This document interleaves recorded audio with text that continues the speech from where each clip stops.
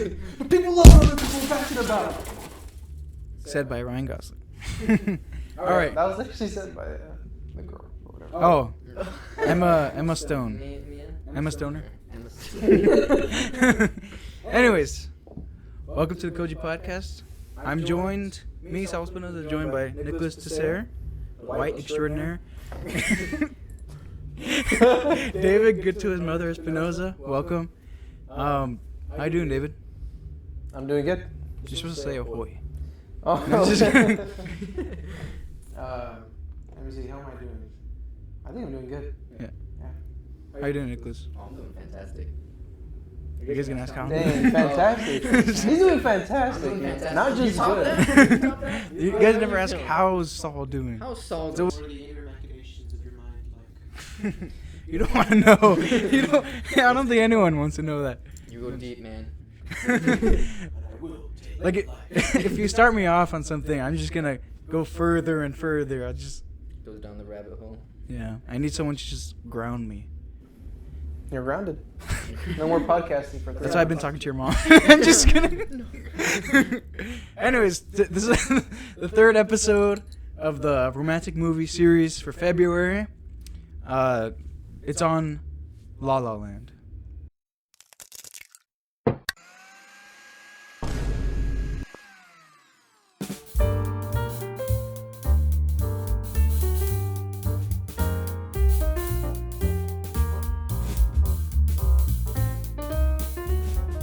Okay, so basically, we know every single detail about this about this movie. Everything we say here is true. It's fact. None of it is an opinion. It is subjective. I mean, it's objective. Objective truth, which no one can argue with us. Even though we forgot like half the movie. But we're gonna piece it together. Three of us watched it, so we're gonna try to piece it together. See if we could like Lego it. Oh, you mean like last time? Lego build it or Minecraft. Hey. Yeah. So, I don't know, it's been how long since you've watched La La Land? It hasn't been too long, actually.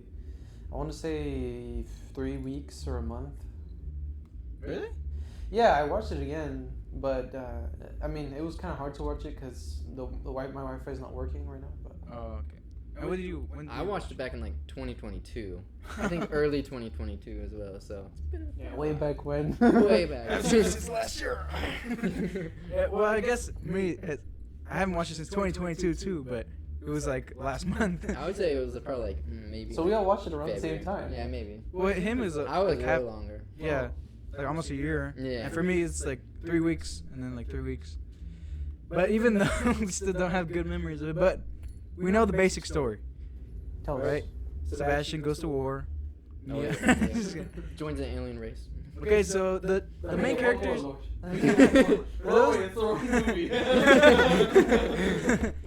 So basically, for those who haven't watched the movie, just go watch it. Anyways, we're gonna bring spoilers. So if you haven't watched it, then go watch the movie and then come watch this. So Just watch this. It's just bad. yeah, or just watch this because I mean we remember everything, right, guys? Yeah, exactly. You know, you get the plots all good. Maybe not together fully structured properly, but Yeah. So the two main characters, Sebastian, Mia. Sebastian is this like jazz crazed man. He's a fervent traditionalist in jazz standards, and Mia wants to be an actor, but is a total loser. She never lands on. I mean, she gets auditions, but she never like gets the job. But so what? She's been trying for like 5 years. yeah, she was a playwright, I think, and then she did her own play. Oh yeah, that's right. But and Ryan Gosling or Sebastian, he wants to open up his own club. Oh, well, actually, he wants to bring back the jazz club he used to go to when he was younger, and he wants to own it and run it or whatever. But he hates the new jazz. He wants to keep the old timey jazz. You know, the jazz actually I love way better than the new fusion jazz and everything. But anyways. Chant. It's When the saints. no. What's that song? The Louis Armstrong one where he's like feeling blue or something like that. Black and blue. Okay, whatever. Nope. Anyways, so it's about two people that want to that have something that they want, this career, this passion they have, for one for acting, one for jazz, and they want to pursue that. But we're gonna give you guys our opinion on everything. So, what was your opinion on this movie? Or maybe continue what I didn't. So basically, I'm gonna give I a just summary like really quick. I set the ground for you guys. So yeah, I mean, so Sebastian, like you said, wants to open his club. Mia wants to make her own play, right?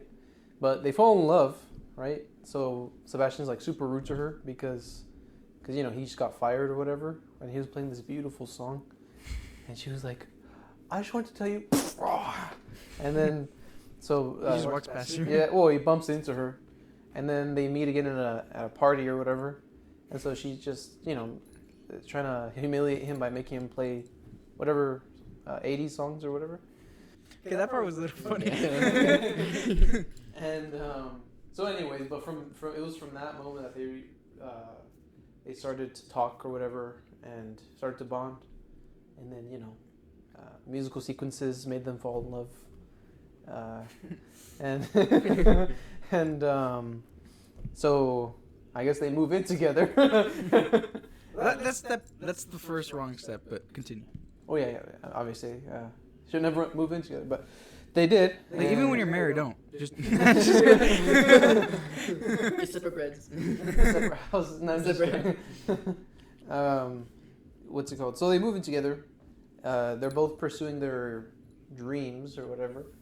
And then Sebastian is like, oh man, he hears Mia talking on the phone like, yeah, he he's not making a lot of money, but I love him. He's really trying, blah, blah, blah. Okay, she didn't say that, but so that's what Sebastian heard, you know what I mean? She said something else. She was just saying that he's really trying to, start his club or whatever.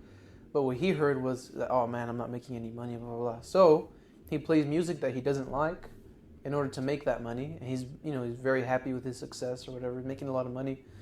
And he's about to go on tour, and that's where the conflict... Well, he did go on tour. He was about to go on tour.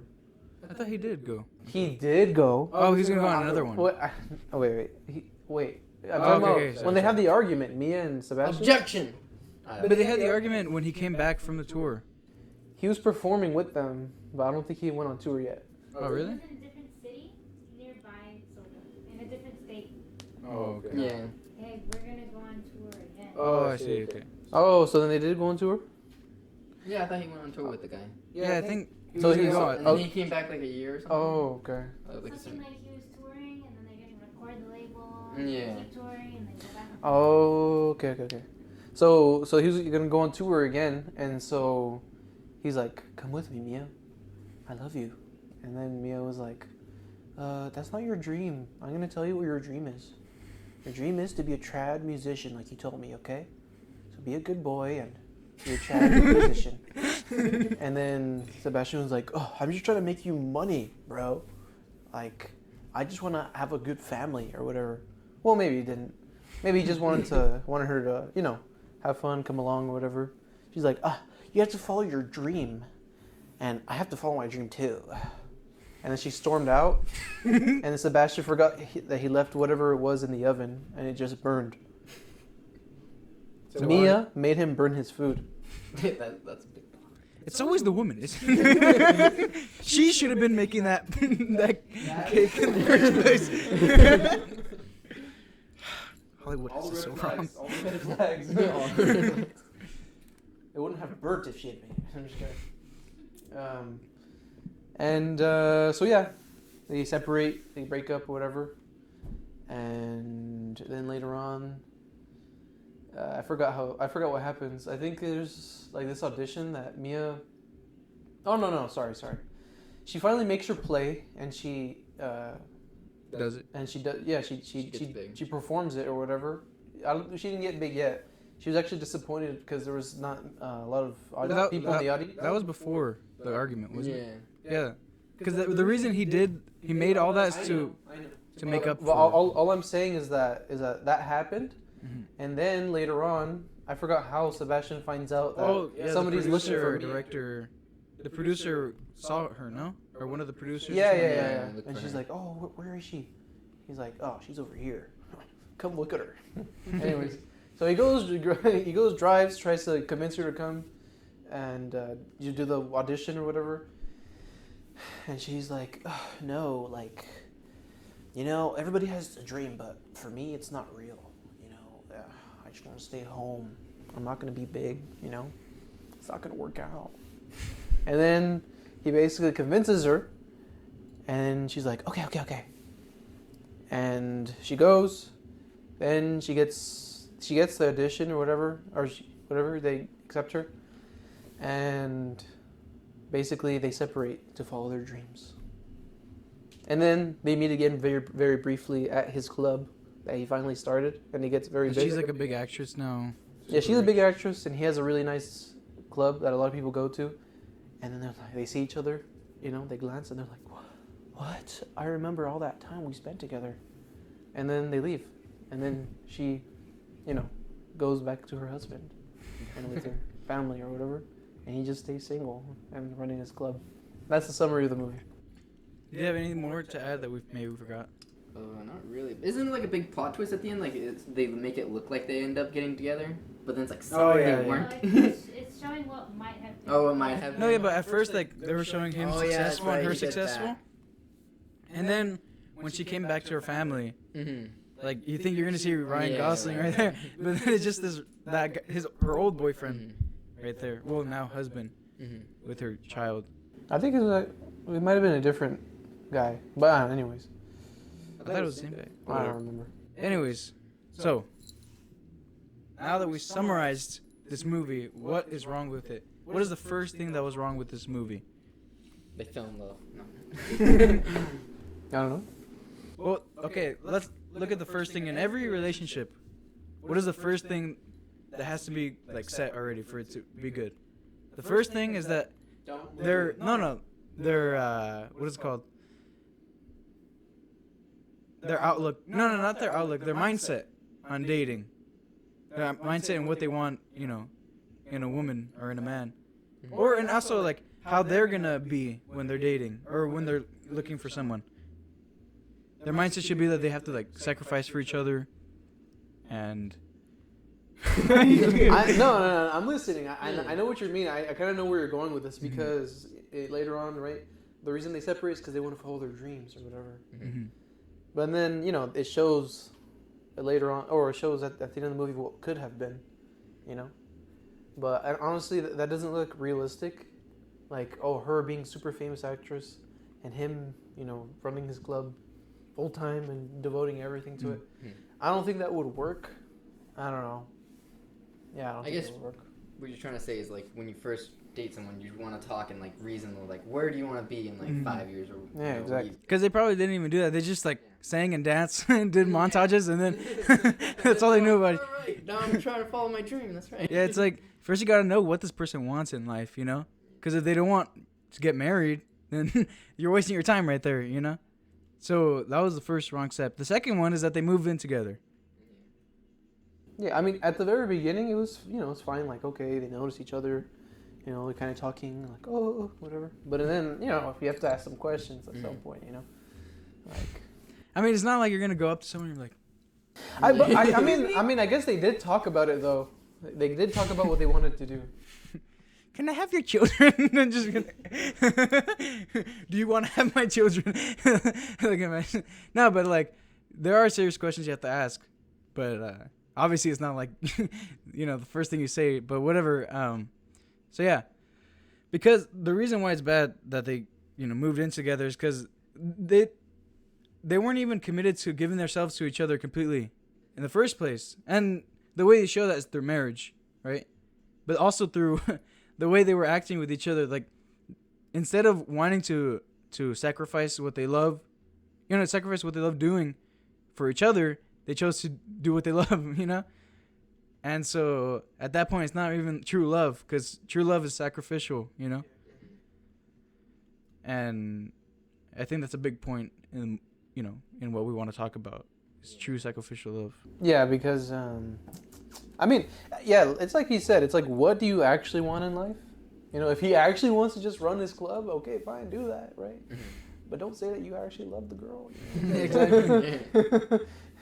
Like, pick one or the other. And and the lady too. No, it's just funny because she's like, I'll love you forever or something like that. Remember, at the end. Yeah, I mean, I was trying to look for quotes Or I'll before the always love show. you.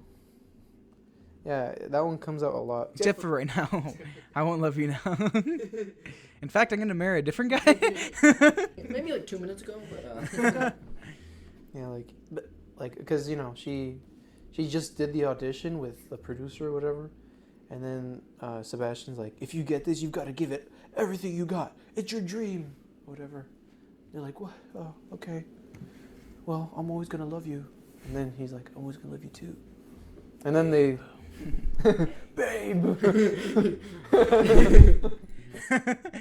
No, but so yeah, that's like the big point for me. After I watched it, I was like, what the heck?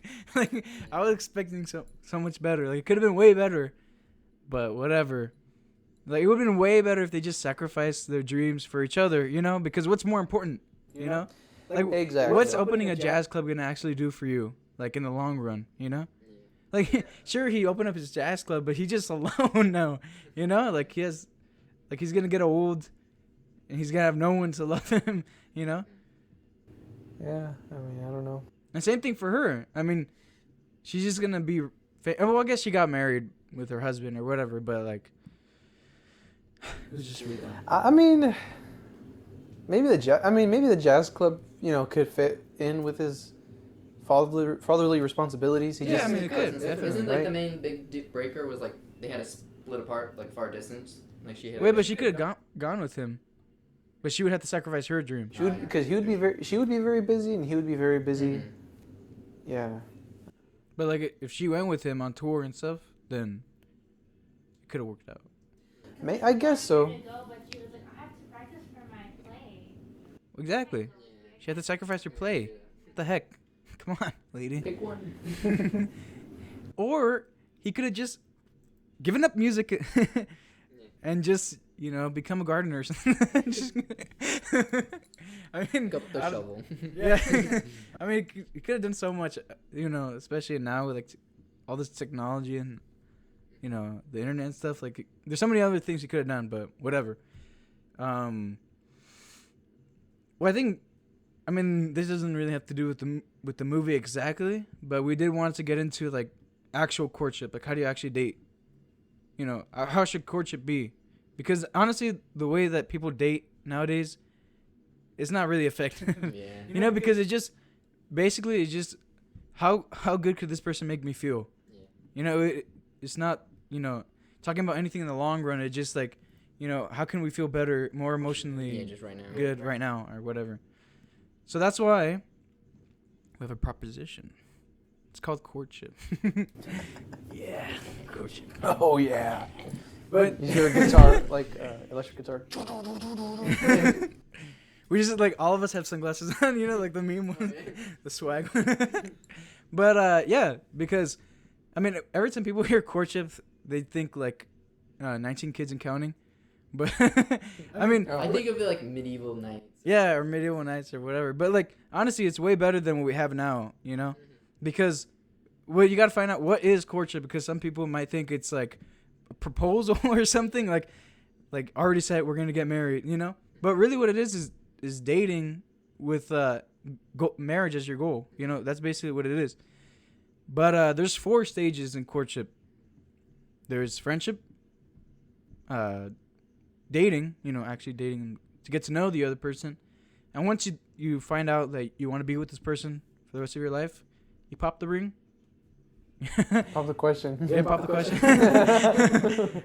So you propose to them, and then also, I mean, if you want to get a little more traditional, a little trad Catholic, then you do the betrothal, which actually back then in the church, they wouldn't recognize you as engaged until you were betrothed.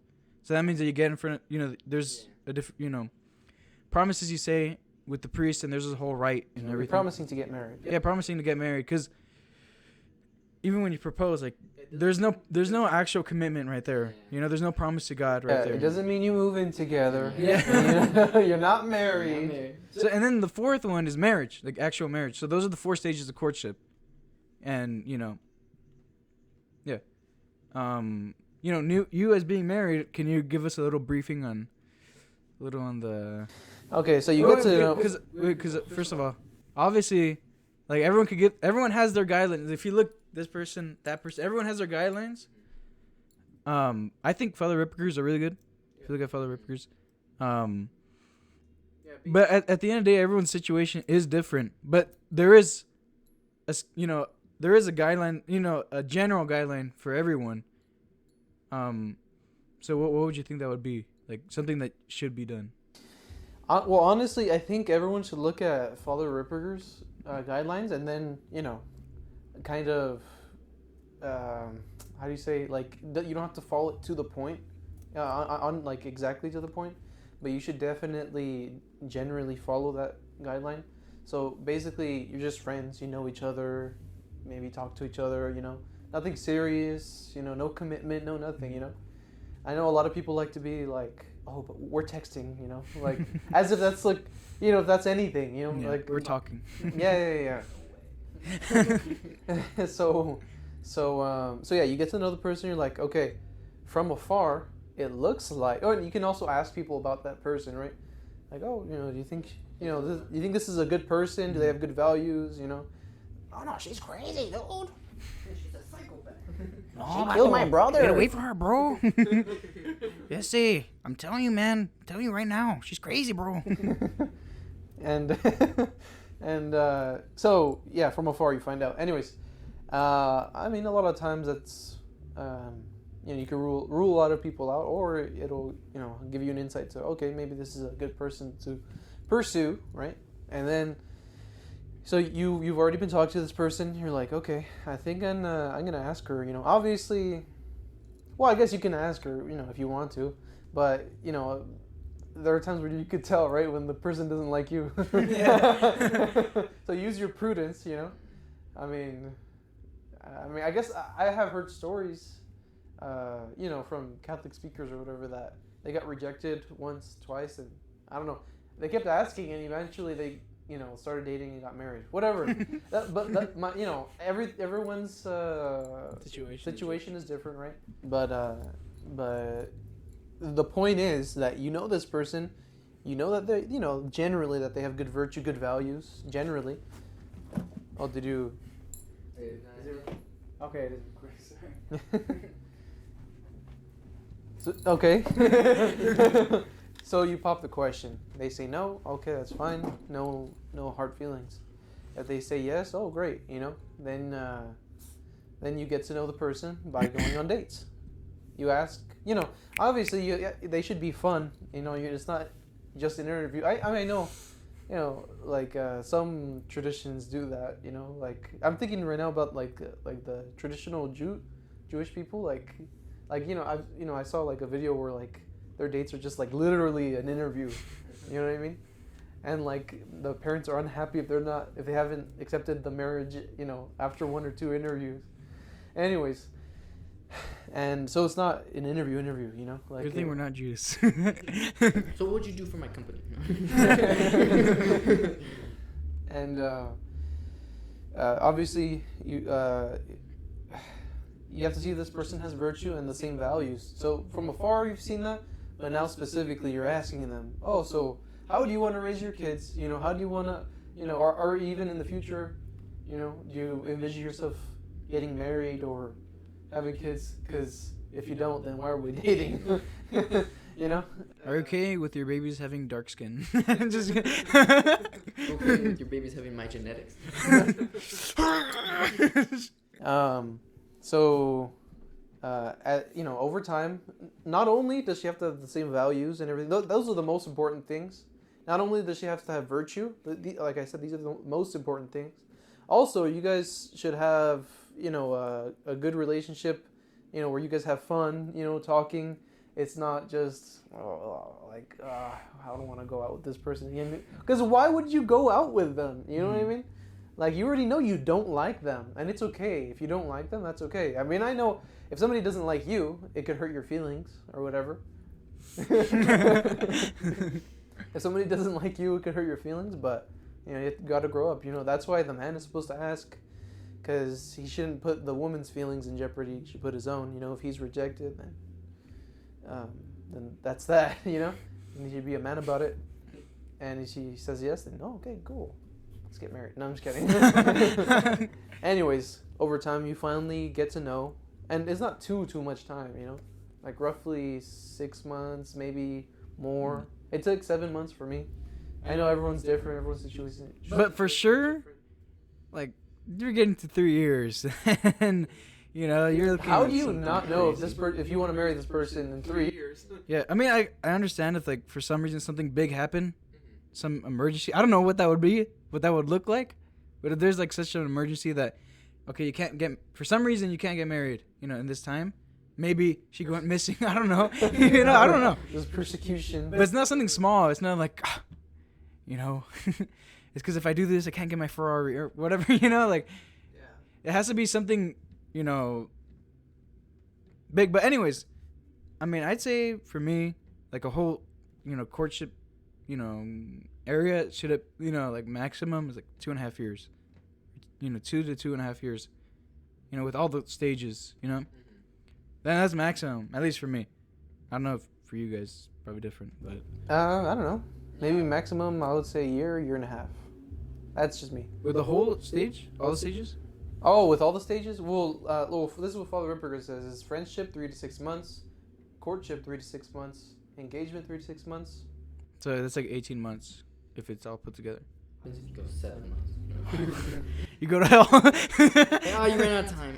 At least we made it a recording level. No, I mean, well, that's what I was saying. Like, everyone's situation is different, you know, because some people, like, I don't know if you've ever heard, you know, Candace Owens, her crazy, you know, her story, you know, she was like, she met and married this guy in like the span of what? Like, Well, like after meeting each other like twice, I think the guy already proposed. No. No, I'm not joking. And he's Catholic. I don't think she is. And they probably waited a few months to get married. You know, I assume he got married in the Catholic Church. 2 days. I know. That's what I'm saying. I mean, I don't know if their marriage is good or not. I mean, everybody loves Candace Owens, so you know. I don't really. Like Hey, it. Just kidding. But let's see. You are to everyone. And then the engagement. engagement. You're getting ready for marriage, right? So, not only are you seeing how things are gonna be like when you're married, but also you're trying to work on yourself and on all the bad habits that you have. Obviously, you want to be the best prepared that you can be for marriage. So if you're single now, then start weeding those vices out. Yeah, I mean, on all levels, right? You want to be smarter, you want to be spiritually healthy, and you want to be physically healthy. You know, if any of those are lacking, then attack that one. You know what I mean? If they're all lacking, and which probably in everyone they're lacking in some way, then try to be on top of everything, and hopefully it's not just you working on yourself. Hopefully you guys can help each other. You know what I mean? So like accountability, or like maybe you guys have some, work out some sort of program together. Like we pray this much time daily. You do Tabatas, I do Zumba. I'm just kidding. Or even praying together daily, at least 10 minutes or something like that. And like you should have your own separate life, but also separate like spiritual life. But you guys should also have a prayer life together. Yeah. A union. Yeah, exactly. Yeah, because I mean, if you're not, your courtship should be, sort of in a way like obviously it's preparing you for marriage. So when you're married, you should be praying together. Yeah, exactly. And you should be, while you're married, you should be working together to get holier, because you want to bring this person to heaven, and that's why you got to sacrifice. Yeah, yourself. like marriage isn't graduation. It's the beginning of a vocation. Yeah.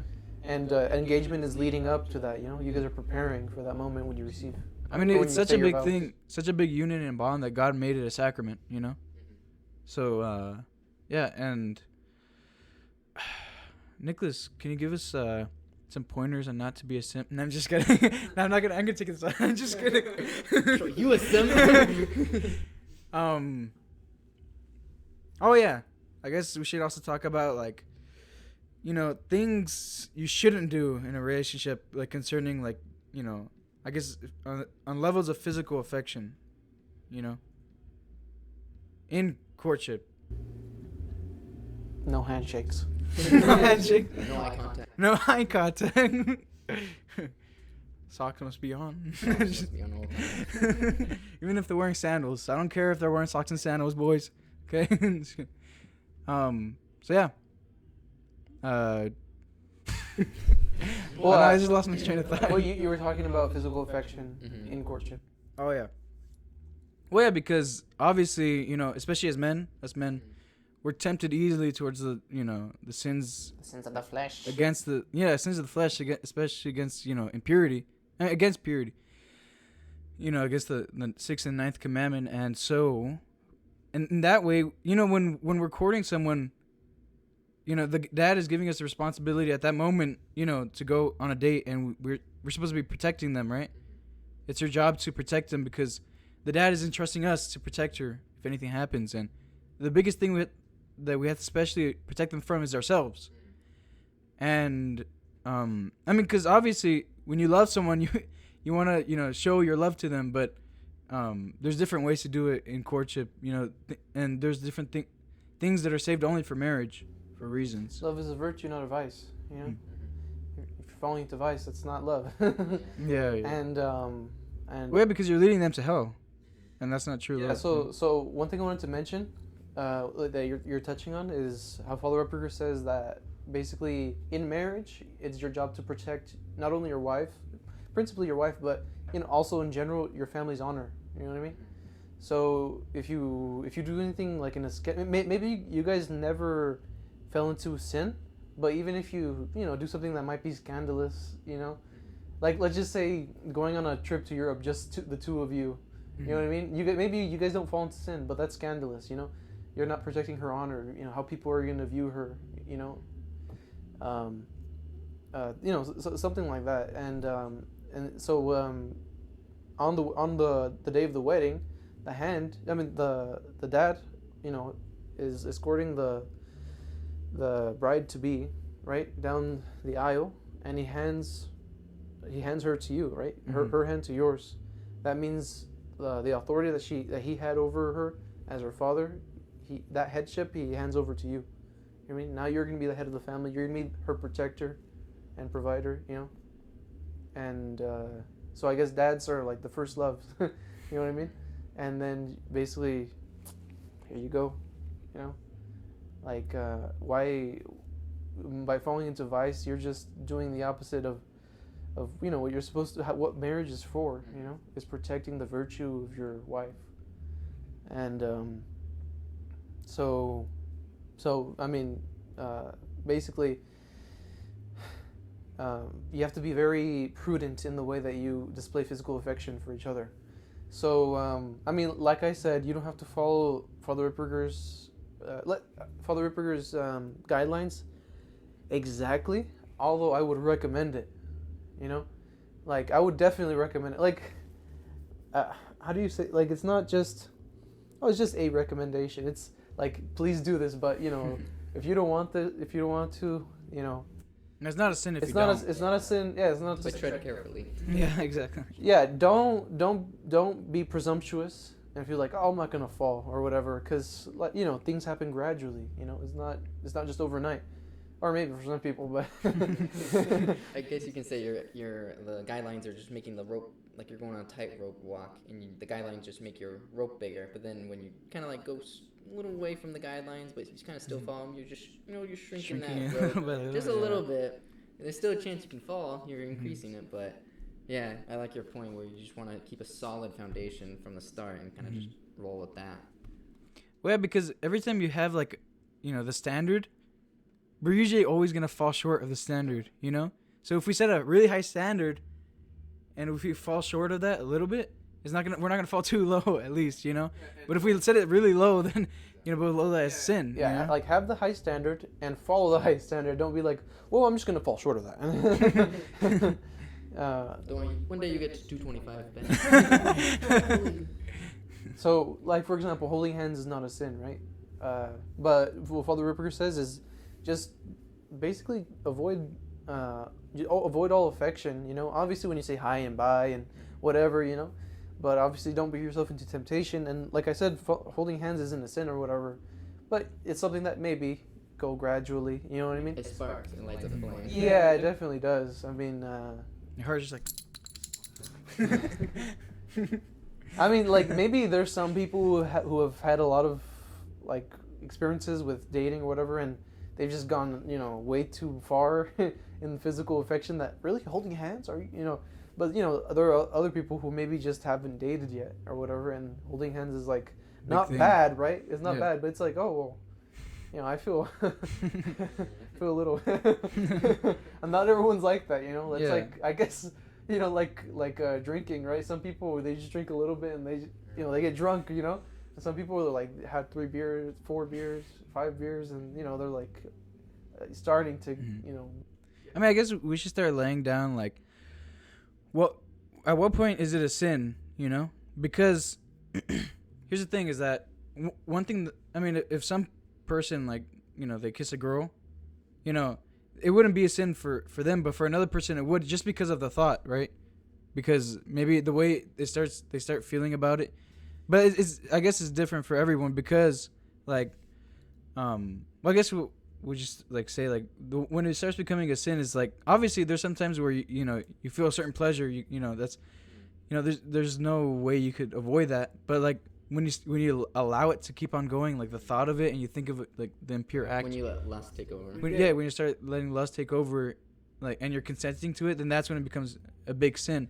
Yeah, especially when you're doing something in order to arouse yourself. Mm-hmm. You know what I mean? That's a sin. Mm-hmm. If like, let's just say that somebody gets aroused by holding hands or whatever, like they're not intending anything, right? And it's not anything out of the ordinary. You know what I mean?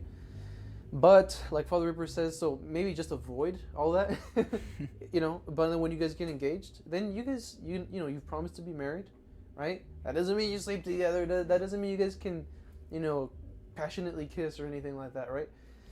Because, by the way, passionate kissing is a sin. But anyways, a mortal sin. And for unmarried people. Yeah, because the point of that is to bring it to the next level. That's the whole point. Yeah, all that is supposed to lead up to the marital act, right? To the locked level for Christians, the single Christians. So maybe, so what Father Ripper says is in engagement, then introduce the hand holding, right? Affection here and there, moderately still, like anyone can fall, like King David, right? He was the greatest king of Israel, and he fell, because even in marriage, there's still moderation, Yeah. It's not like you're going all out, you know what I mean? You still have to control yourself. There's still chastity in marriage, and so like I said, in engagement, that's when you start to moderate. Because it's leading up to your marriage. That's why you don't want to have a too long engagement. So when you're courting, really make sure that you want to marry this person. That's why the betrothal is a promise. I think it's mortally sinful if after the betrothal you cancel, unless there's a grave reason. You know what I mean? I don't know. You find out they're like a mass murderer or something? Yeah, something. Hopefully you should have weeded that out. Yeah, exactly. That's why you go through the levels. Yeah, Weed it out before you get into that level. Yeah, so if there's some extraordinary thing that actually allows you to, not follow through with the promise, but just for any reason, you just break the wedding off, and like you already made the promise at the betrothal, Mm-hmm. But anyways, so you should know by that time, I really want to marry this person. This is a good person, And I forgot where I was going with that. Just that once you know, then you get engaged. Then you grow in virtue, you grow in moderation of affection, and then on your when it comes to your wedding day, not only do you get to have all the affection of what a marriage has, but also you have all the responsibilities and all the virtue and all the... Well, you should have all the virtue, but you should have all the virtue to, to sustain family life, or what? Yeah, well, exactly, to fill out your duties of life. And obviously, like I said, when you get married, it's just the beginning of your vocation. So from there on, you should just grow in holiness. Obviously you can't do that by yourself. You have to do it with God's grace. But yeah, that's the 4 stages, more or less. Okay. Which I guess that brings us to like, because obviously that's just like courting, like by itself. But there's also things you need, to get married. There's things you need to have to get married. I guess I'll hand over the mic to you. What do you think a guy needs to have? Financially. Financially? Probably just enough to sustain a whole family, I guess you can say, if that's what he's going for, as it should be. Enough to provide. He should be a provider. If he can't provide, then when you get to the level of marriage and you have children and all that, and you can't barely provide, it's going to be a big struggle. And I guess you're just adding weight to your cross, so trying to lighten that load would help. So what would like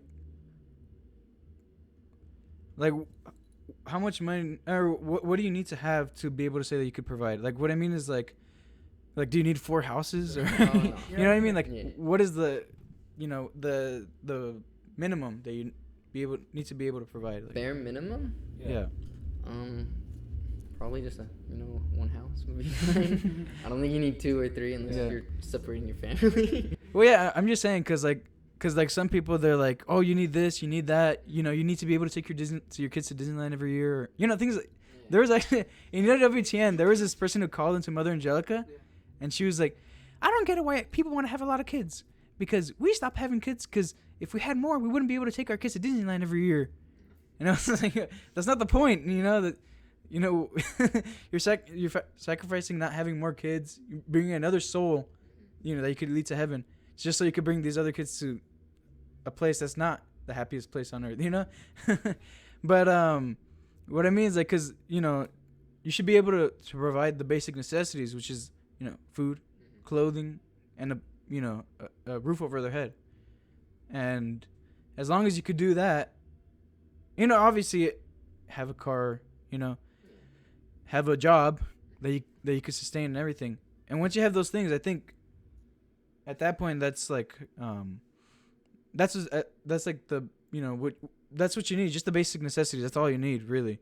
Because some people, they're like, he needs to be able to provide for you and more, like go the extra mile, be able to go on vacations twice a year or whatever. But that's not the whole point of marriage at all. The point of marriage is so that you bring each other to heaven. Yeah. Yeah, I mean that's totally true.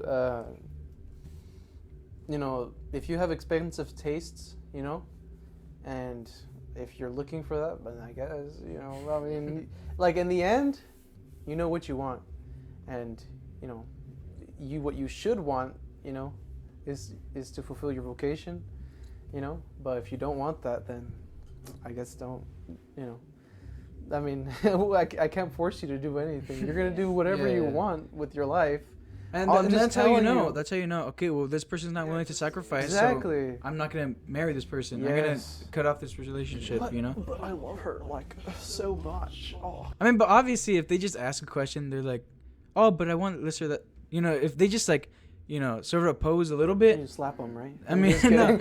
Well, I mean, there are times you could work through it, obviously, But the thing is that if they just refuse, they're like, no, you need to be able to take me on a private jet every year to do this and that or whatever. Obviously that's an extreme, but like if they're like that, then it's like, okay, well, I can't do that, so bye. If you want that, if you're looking for that in a marriage, then you don't really want marriage for real. You just want to, have it for your own pleasure, So yeah, what do you look for in a woman, and what do you look for in a man? Because we talked about financial responsibilities, but like, what do you look for in a woman? Like primarily. You guys both look at me. Okay, fine. I'll say. Okay. She must be. Wait, I'm. Oh yeah, I want to hear. I'm you. curious. I'm curious. Oh my gosh! All right. What I look for a woman is someone who is. Bicep. Yeah. I'm just kidding. It shows she can really focus. Someone who's really faithful and is devout and is willing to kind of follow, in a way, and also also be kind of a leader somewhat as well, and take initiative sometimes. but also kind of just to follow. Not just like brainlessly follow, but also kind of like create ideas and maybe help out you and maybe fix your issues you might have. Someone who isn't clueless. That's another thing. I think that's good to have a really That's another thing I would want in a woman. I don't know. What would you want? Whoa, really quick. What do you mean by like clueless? Like an example. Clueless would be like not.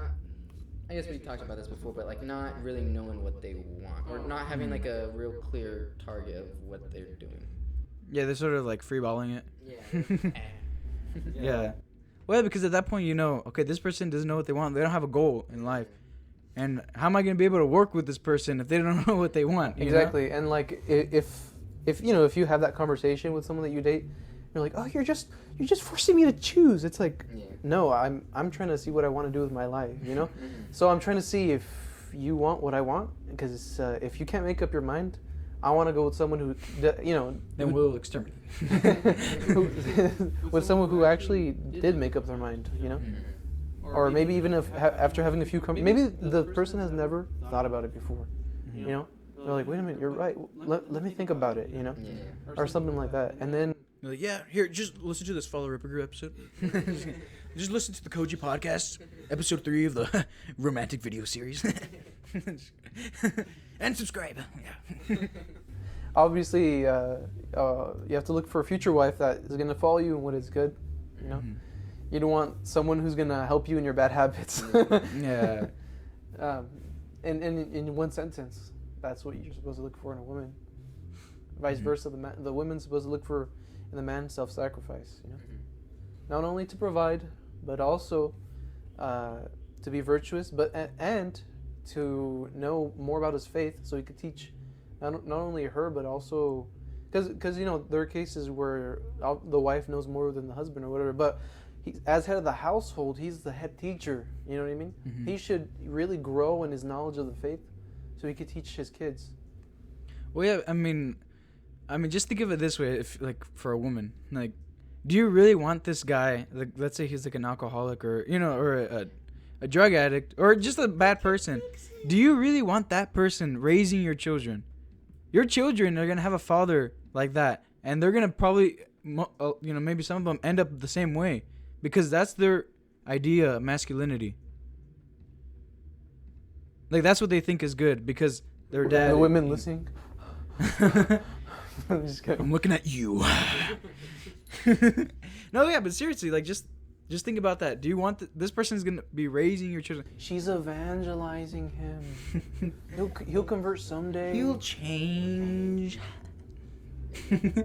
That's the point. That he's supposed to be leading you. Yeah. In the spiritual life. Yeah, and I don't know why it just reminded me. Like, also one good thing to look at is like, how do they treat, how do they treat their family members?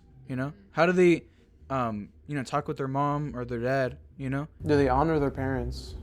Do they respect their wishes? Yeah. Yeah, exactly. So they have to have a profound respect for their parents, but at the same time, not, if it's their vocation, they're not gonna, their parents can't force them into a vocation. Mm-hmm. A vocation is a call from God, right? So someone who really respects the opinion of their parents, but in the end does what they think God is calling them to. Like St. Thomas Aquinas. Well, we've talked about it on this podcast before, where his mom wanted him to become an abbot of this big monastery, Monte Cristo. Monte Cassino. Sorry, Monte Cristo. Monte Cassino. But he decided he wants to become a poor Dominican friar. And he was following his vocation because he knew that God wanted him to become a Dominican, but she really wanted him to become a friar. His brothers came, locked him up, put him in the dungeon, and they wanted him to become the abbot. They were forcing him. And tried to seduce him with a woman. Yeah. Or whatever. So it should try to make him be the abbot. That's weird. Or I think at that point they were at least trying to get him out of like becoming a Dominican. Because he would break his vow because he already made some vows. Tarnish his name. And that would so they wanted to basically corrupt him because if they can't they don't want him to be a poor Dominican because for them they're a rich family. They so can't they didn't convince want him. that. They wanted to corrupt him. Then. Exactly. But at the end, he did what God wanted him to, not what his parents desired. Literally drove the whatever prostitute out, or I suppose it was. Well, yeah, and at that point, it's not like he was being rude to his mother or anything. He still, honored her and respected her, but he knew what God's will for him was. And it's the same for us. Like, I don't know if you've ever seen like that in the Baltimore Catechism, how it's like, it's talking about this same situation where the parents don't want them, wants their kids to follow what they want, not what God's calling them to. And so it has like the scenario of this girl that wants to become a nun, and the dad is like, "Oh, no, daughter of mine is gonna become a nun."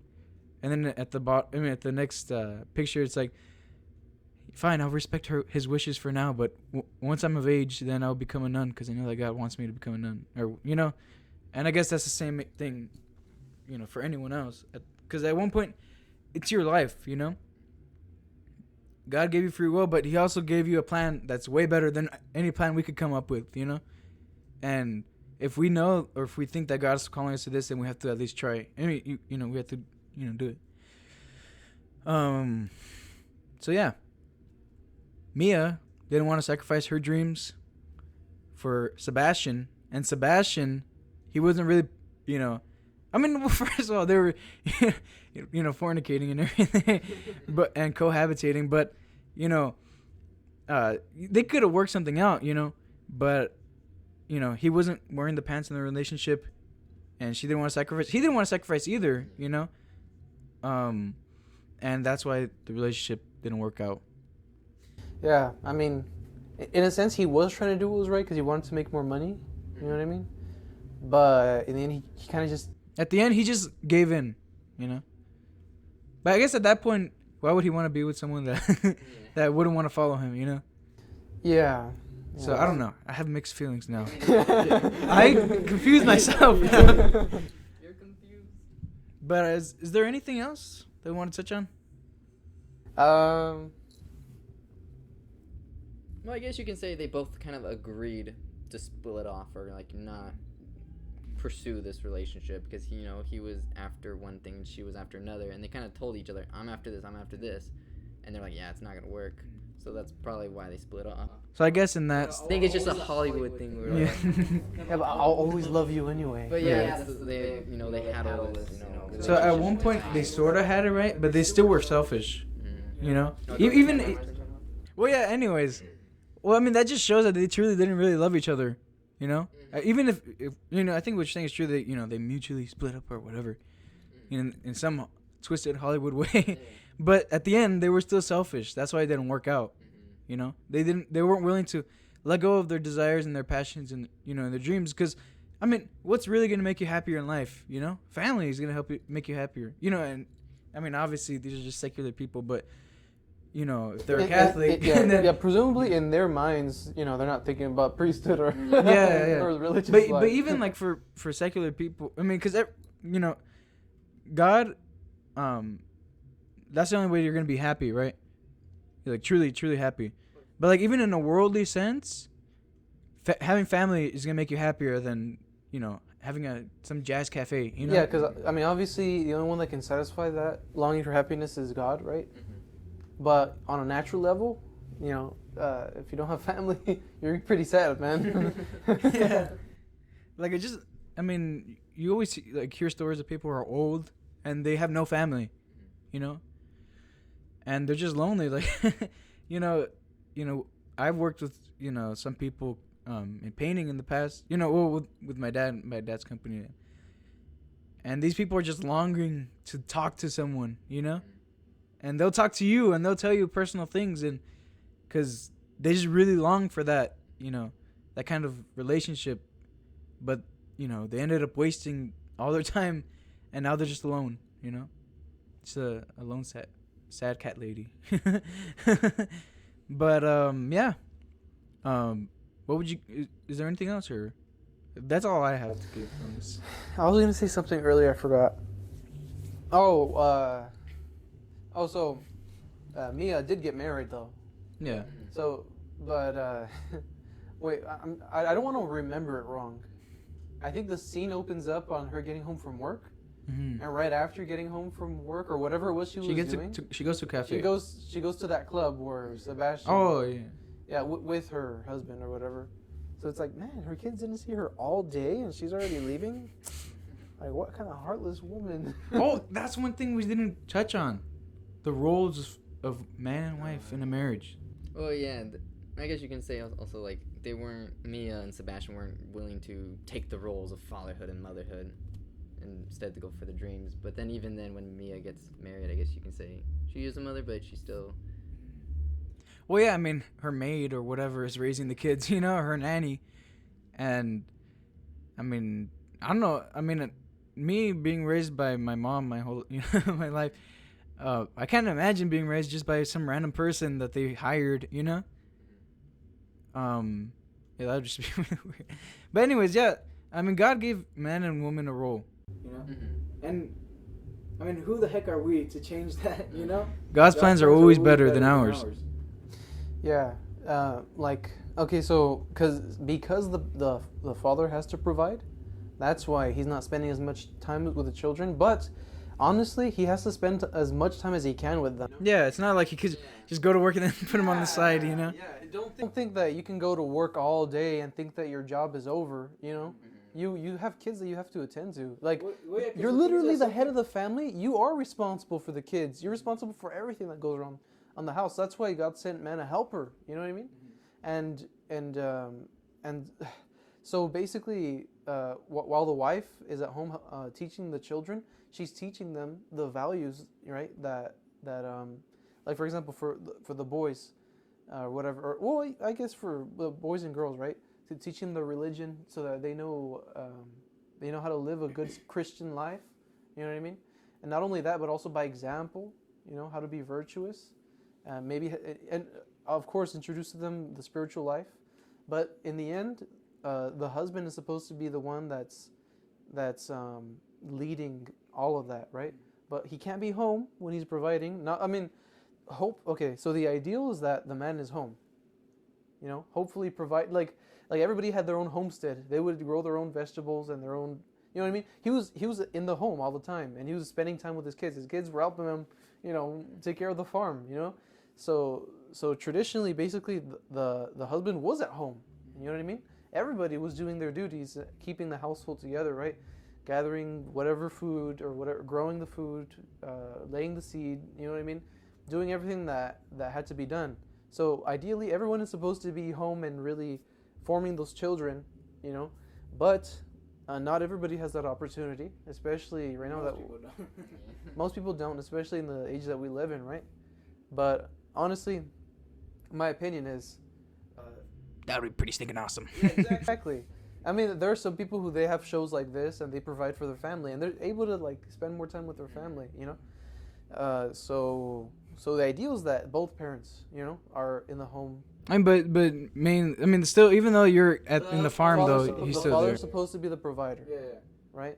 And as long as whatever is necessary to do his job, right? That's the time that he has to spend away from his family, right? But ideally, he should come back to the family. Well, he should always come back to the family. Because here's the thing: is that some people, they're like, well, I need to provide, I need to do this. I want better for my children than what I had when I was growing up, and blah blah blah. So then they work long hours, never see the kids, and then they have money. They have more money. You know, they're richer when they grow up. Their kids grow up, but their kids sort of resent them, or they didn't have that time to really bond with the dad that they should have. You know, that's more important. The time with your kids is more important than money. You know, more money. Yeah, and even if you know you somehow pass that value of family to your kids or whatever, who's really gonna show them the religious aspect? What's really important in life, you know? Because in the end, they're just seeing you go to work, breaking your back or whatever, or working long hours. Great, you're a hard worker, right? You're supposed to be a hard worker, but if you were able to spend time with your family, you know, why didn't you? You know, just to get an extra car or, you know, or so your job doesn't end when you get home. You know, it's like just beginning, right? Because you're just teaching. You have to get home and teach your kids. You know. No, yeah. I mean, here's the thing: is that it's like you shouldn't think of marriage as a, you know, a full-time job or something, you know, like an 8-hour shift or whatever. It's just, that's your life. That is your life. You know, it's not a job. It's not a career. It's your life. And so it's just 24/7. You're always a dad. It's not like when you're at work for 8 hours, you're not a dad. And then when you come, you know, You're always a husband. yeah, you're always a dad and a husband. And, you know, for the woman, her, duties would be, obviously, in rare cases, I guess it would be permissible, like if the dad died or something, that the woman goes to work. But what it should be is that the woman stays with the children and, nurtures them, teaches them, raises them. And that's really important because obviously if there's, a single mom, and this is sort of like disheartening or whatever, but it's just true. It's not going to be as good as it would be if there was a husband there, There's just no replacing that. And that's why I got put a husband and wife. But, so yeah. Because some people are like, well, it is important that I work too. The wife works too because, we're not going to be able to get Timmy that Mercedes, when he turns 18. And that's not important. Or even go on that family trip. Yeah, like that is not important at all. Like if it's like, we will starve, if we don't. She can work from home, but it's not supposed to be long or vigorous at all. You know what I mean? It's just like little things. Yeah, if they work at home, then that's better. But even just seeing my mom, she has no time for anything else, and she doesn't work. She just spends. She does sell books online. You know what I mean? Like, so you can do things like that, creative things, and it's fine. It's good. It's actually good to be creative in the home and to stimulate the creativity in your children, right? So it's not like, oh wait, what are you doing? You know what I mean? Like, why are you selling things? You devil woman, get back! Using your It's just can't get in the way of your duties. Yeah, as long as it doesn't get in the way of your duties, then it should As be. long as you're able to provide and do your job perfect, and then if you have a little extra time, you can brainstorm an idea or maybe even increase everything around your family. While their kids are sleeping, do this or that. So at the end, it's all for sacrificing yourself. Yeah, and I mean, do the best you can. I mean, not everyone's gonna be like Perfect, right? Yeah. And it's gonna look different for everyone, but for sure, there's these roles that God gave us. Like I always like saying this with it. When Adam and Eve ate the forbidden fruit, God gave Adam the curse of working from the sweat of his brow till he dies, and for Eve to have labor pains when she's giving, she's in labor, but when she's giving birth. But now women want both curses, and then the guy, he wants to be the stay-at-home dad, in some cases, and it's like, what the heck, he's cooking and cleaning, and I don't know, that's just really lame. Anyways, I mean, because that's not his duty. That's the thing. It's not his duty, and his wife would do a much better job than he would at that, and vice versa. So, yeah. What do you guys rate this movie? I actually kind of liked it, I know, like, for me, it was just hard to follow Pride and Prejudice. Like, maybe I would have liked it more if I was, I don't know, not as distracted or whatever. But like, because this one has, new music and dancing or whatever. Well, yeah, I love the music. The music was like a 10. So, like, I'd give it like a... In terms of just like a full movie, like an 8. Yeah, that's what I was going to say, an 8. Mine would be an 8. Yeah. But in terms of like music and cinematography and everything else, okay, yeah. Like, it's really up there, like 10. But, yeah, that was our review of La La Land. Please like, share, and subscribe. Hope you like this video. Yeah. Click on the bell to receive notifications. Oh, yeah. Anyways, yeah, thank you for having us, and thank you guys for being on the show. Thank you, David, for hosting. At your house for the past 3 episodes. I'll give the Chick-fil-A response. My pleasure. All right. God bless.